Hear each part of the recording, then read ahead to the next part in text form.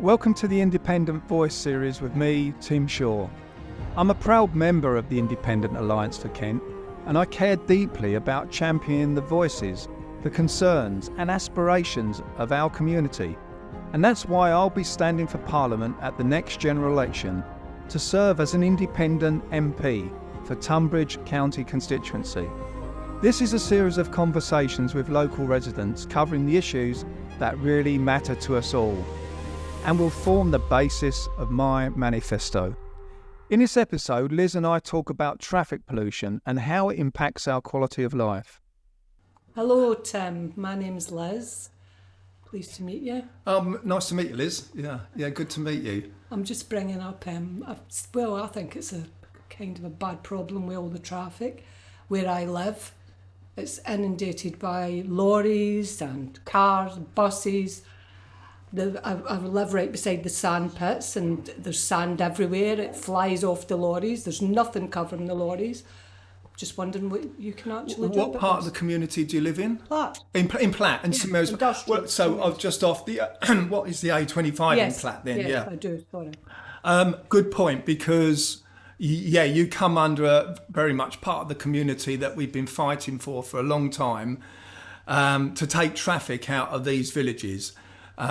There's so much traffic going through the villages that shouldn't be here, and the reason majority of that is here is because back in the 80s, the local councils at the time in West Kent, Sevenoaks area, and government failed miserably to ensure that when the A21 and M26 were built, they did not put the connection in to link the M26 to the A21 in the vicinity of the M25 Junction 5 at Sevenoaks.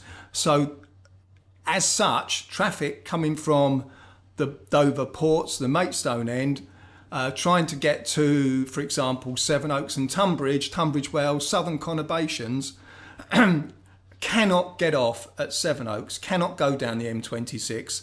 So it has to come off at Rootham Heath, and it actually comes Right up past your house where you would live, Rootham Heath, Platt. A lot of asthma, lung And problems. it's all going through all the disgusting. villages, through Borough Green, Seal, Yes. stuck at Batton Ball, stuck in Sevenoaks High Street, What is it Riverhead, you can actually do for us? pushing up traffic levels, pushing up pollution, and I know all of this. But and vice versa. It coming back from the southern end, from the Hastings end on the A21, it can't get off again and go down the M26. It's all coming through the village. So the answer. So what we did as a community, we set up a team called J5 Slips, and J5 Slips is about putting those slip road in at Junction 5 Sevenoaks, and to give us what we would call a West Kent bypass that would take all the traffic, the air pollution, health issues, environmental, tick all the climate issues, improve the carbon reduction issues, and make it a safer environment for people, of course, given a quality life. And what can I do about that? To be quite frank, we've taken this to the highest level now in government. It's on the desks of Westminster. It's been in front of the Trade and Trade Secretary. It has been there, but unfortunately, we've never had that passion in representation to knock on the door every day of the week and see this project home. There's been a lot of, so that's why I'm standing. And to be quite honest, it's for a local policy, it's the key policy that, to be quite frank, I fought for many years with a number of people in the community here. So the J5 Slip programme is supported by Kent County Council. It's in the freight transport plans with haulage freight.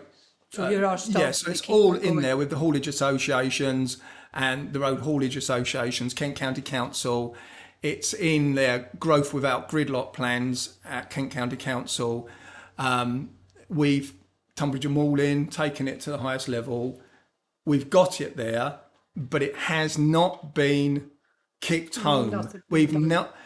And you may remember a few years ago there was a politician called David Cameron who said it's down to those who shout loudest to get the money. And we've never had that loud shout here to do it. So the answer to that is we're going to shout. Yeah, good. And if the community are prepared to back it and get behind the campaign, then we have a chance. But at the moment, we have no chance because we really have not got a dedicated, passionate voice in the community here who really understands and suffers like you do to get to see that home and dry. So that's why we're going to raise that. If the people are prepared to support us in this election in 2024, then we will take that all the way. So I hope you enjoyed this episode of The Independent Voice with me, Tim Shaw. Please do look me up on Facebook and Instagram so we can continue the conversation, because I want to know what you think too.